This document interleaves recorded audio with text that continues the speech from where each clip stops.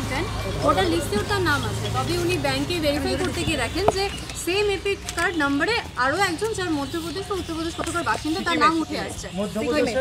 এই বিষয় নিয়ে রঞ্জন সরকার বলছেন যে পুরোপুরি বিজেপি চক্রান্ত, যেটা মুখ্যমন্ত্রী বলেছেন। তো সেই বিষয় নিয়ে কি বলবেন? আসলে তৃণমূল কংগ্রেসের দলের অভ্যন্তরে ভূত দেখা দিয়েছে। এই ভূত খোঁজার একটা প্রক্রিয়ার মধ্যে দিয়ে দল যাচ্ছে এবং বাইরে এই ভুতুরে ভোটারের কথা তুলে ধরা হচ্ছে। প্রথমত নির্বাচন কমিশন একই এপিক নাম্বারে ভিন্ন ভিন্ন রাজ্যে ভোটার থাকা সম্ভব কি সম্ভব না এই ব্যাপারে ইতিমধ্যেই তারা বিজ্ঞপ্তি জারি করেছে। এই বিজ্ঞপ্তি নিয়ে তৃণমূল কংগ্রেসের দলীয় কোনো বক্তব্য থাকলে তারা নিশ্চিতভাবে নির্বাচন কমিশন কিংবা সুপ্রিম কোর্ট বা আইনের দ্বারস্থ হতে পারে। দ্বিতীয়ত হচ্ছে যে পশ্চিমবঙ্গের অভ্যন্তরে ভোটার তালিকা সংশোধনের কাজ কারা করে? রাজ্যের সরকার। রাজ্যের সরকারের কর্মচারীদের সিংহভাগ হচ্ছে তৃণমূল কংগ্রেস করে এবং তৃণমূল কংগ্রেস করে তারা দিয়ে পান না, কিন্তু ভয়ে তৃণমূল কংগ্রেসের দাবিদারি করতে গিয়ে তারা আইন কানুনও মানেন না। ভোটার লিস্টে নাম তোলার কাজ বিজেপি করে না, করে রাজ্যের সরকারের কর্মচারী। ডিএমরা হচ্ছে জেলার রিটার্নিং অফিসার। তাহলে ধরতে হলে ডিএমদের ধরা হোক, ধরতে হলে বুথ লেভেল অফিসারদেরকে ধরা হোক।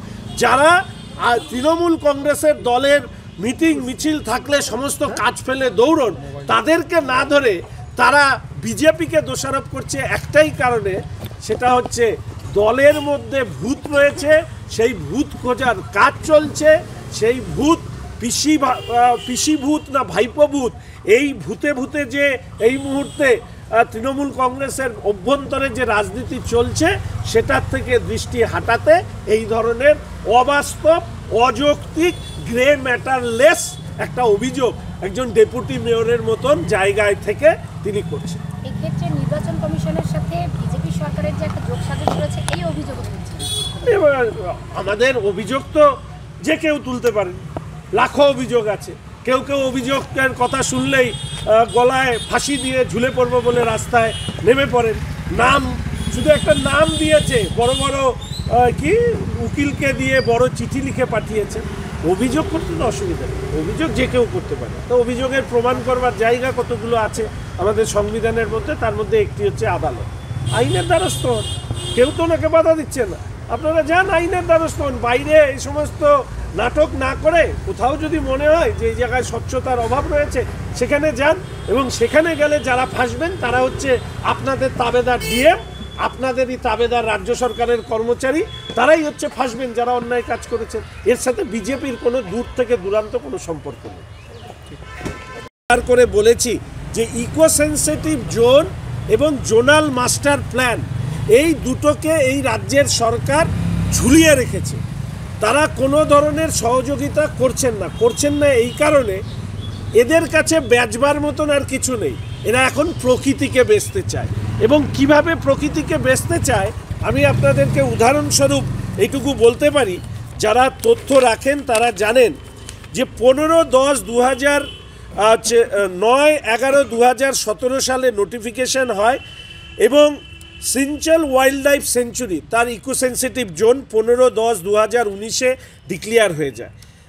Raiganj wild life century declare হয়ে যায় 26/11/2018-তে। চিন্তামণি বার্ড সেঞ্চুরি 15/1/2019 ইকোসেন্সিটিভ জোন তার সীমানা নির্ধারণ হয়ে যায়। সিঙ্গালীলা ন্যাশনাল পার্ক 17/11/2017-তে এর ইকোসেন্সিটিভ জোন নির্ধারিত হয়ে যায়। নেওরা ভ্যালি 12/9/2017-তে, জলদাপাড়া 22/8/2017-তে। এই যে এতগুলো জায়গায় ইকোসেন্সিটিভ জোন তার সীমানা নির্ধারণ হয়ে গেলেও কেন মহানন্দা এবং গরুমারার ক্ষেত্রে হচ্ছে না, এই প্রশ্ন কিন্তু অনেক মানুষের মধ্যে তৈরি হয়েছে এবং আমাদের মনে হচ্ছে যে মহানন্দা এবং গরুমারা এই দুটো বনাঞ্চলকে বিক্রি করে দেবার তালে রয়েছে তৃণমূল কংগ্রেসের শাসক এবং এই বিক্রি করে দেবার সাথে যুক্ত রয়েছে আমাদের শিলিগুড়ি শহরের মেয়র। আজকে মেয়র সাহেব যখন পিকনিকে যান লক্ষ লক্ষ টাকার খরচা করেন, এই টাকার উৎস কি এই বনাঞ্চল বিক্রি করবার মধ্যে দিয়ে কোথাও কোনো অর্থ আসছে কিনা এই নিয়ে কিন্তু অনেক মানুষ অভিযোগ করছেন। আপনারা জানেন যে দীর্ঘদিন ধরে আমি আমাদের এই দুটো ফরেস্টের ইকো সেন্সিটিভ জোন এবং আমাদের জোনাল মাস্টার প্ল্যানের জন্য আমি লড়াই করছি, যাতে ইকো সেন্সিটিভ জোন ঘোষণা হোক, জোনাল মাস্টার প্ল্যান হোক, তারপরে সেখানে যে কোনো ধরনের উন্নয়নমূলক কাজের ক্ষেত্রে ডুজ এবং ডোন্টস সেই অনুযায়ী সেখানে কাজ হবে। অনেক ইনভেস্টাররা সেখানে টাকা ইনভেস্ট করছে, পরবর্তীকালে টাকা আটকে যাচ্ছে বিভিন্ন আইনগত কারণে। কেউ ভাবছেন যে বাইপাস করে তারা এই অঞ্চলে কাজ করবেন। এই সমস্ত সমস্যার সমাধান হবে যদি আমাদের এখানে জোনাল মাস্টার প্ল্যান সেটা ঘোষণা করা হয়, রাজ্যের সরকারের সহযোগিতায় কেন্দ্রের সরকার করবে এবং ইকো সেন্সিটিভ জোনের ক্ষেত্রেও সীমানা নির্ধারণ।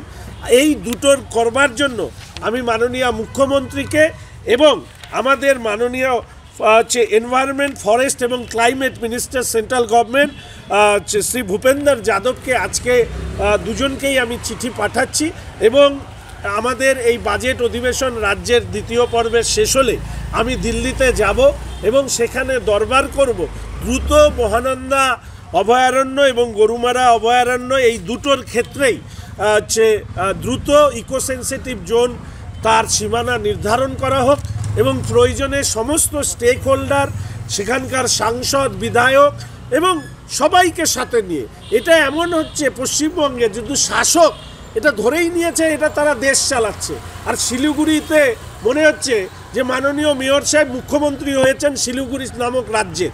ফলে এই ধরনের গণতান্ত্রিক পরিবেশে মাননীয় মেয়র সাহেবের তুষ্ট করতে গিয়ে যারা এগিয়ে আসছেন, পরবর্তীকালে তারা আবার আইনগত কারণে বিপদে পড়েন কিনা সেটা অবশ্য সময় বলবে।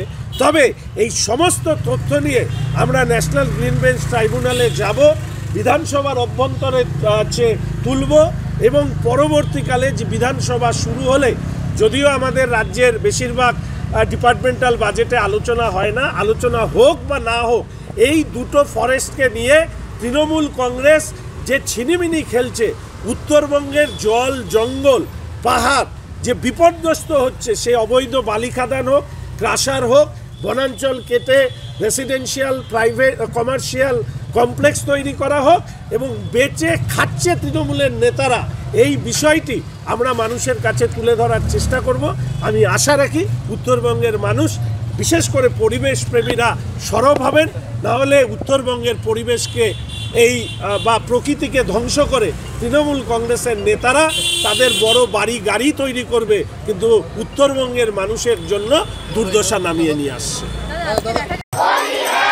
Punjab state dear Holi bumper पहलो पुरस्कार 2.5 करोड़ गारंटीड। टिकट 500 रुपया। Draw 22 March. पहलो पुरस्कार बिक्री भाई का टिकट बाट। पंजाब सरकार डियर होली बम्पर 2024 माह पहलो पुरस्कार विजेता खुशविंदर सिंह के तपाए हुनुन 6 पालिको करोड़पति। शादी या फंक्शन में हो या डे संजोना, डॉक्यूमेंट्री हो या विज्ञापन बनवाना, प्रोडक्ट की ब्रांडिंग को न रंग लगाना, कैंडिड शॉट से बल्क कराना, हर तस्वीर में जादू लाना, हर फ्रेम में हो कला का खजाना, खूबसूरती और क्रिएटिविटी जब साथ निभाना। सारांश में फोटोग्राफी या सिनेमाटोग्राफी हो करवाना तो सम्मानी डिजिविजन में ही आना। सम्मानी डिजिविजन हर याद को बनाए खास। कॉन्टैक्ट 9434023813। शादी का हो या प्री वेडिंग शूट, यादों में रंग भरना है जरूर। प्रोडक्ट्स हो या कोई नया ब्रांड, चमक उठेगा सबका नाम। हर वीडियो में मिले सिने मैजिक, हर फ्रेम को बनाए एक सीड वेब्स पर करो यकीन, हर पल को बनाए हसीन। For photography and cinematography contact Somani Digivision Siliguri। हर पल हर फ्रेम बस आपके नाम।